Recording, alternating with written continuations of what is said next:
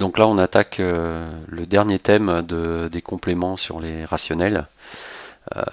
Donc là, ce qu'on va montrer, c'est que un nombre décimal avec motif périodique, c'est toujours une fraction.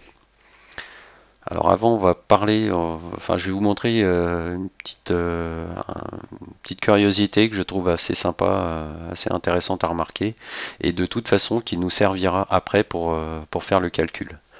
Donc ce qu'on avait vu, c'est que un tiers, donc c'est si on fait avec calculatrice, on obtient 0,3 avec motif à l'infini. Si on calcule 2 tiers encore à la calculatrice, on obtient 0,6 avec motif à l'infini.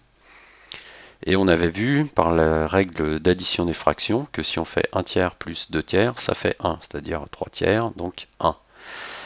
Donc si on regarde ça, en fait, ça veut dire que 0,3 avec le 3 motif à l'infini plus 0,6 avec motif à l'infini, ça fait 1. C'est ce qu'on écrit ici, hein.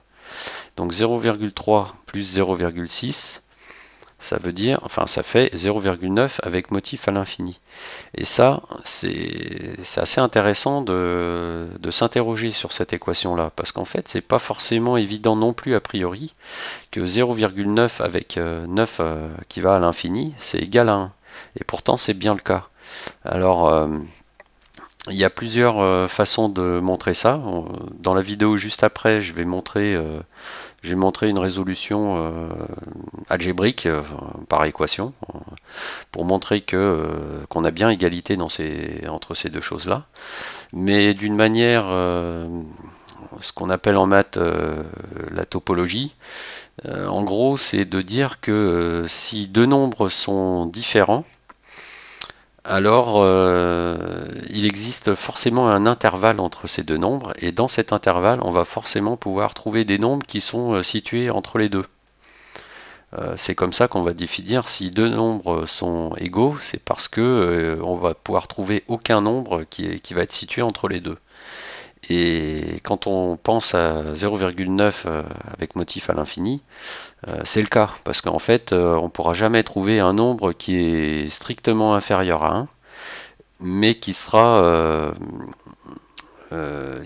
plus grand que 0,9 avec motif à l'infini.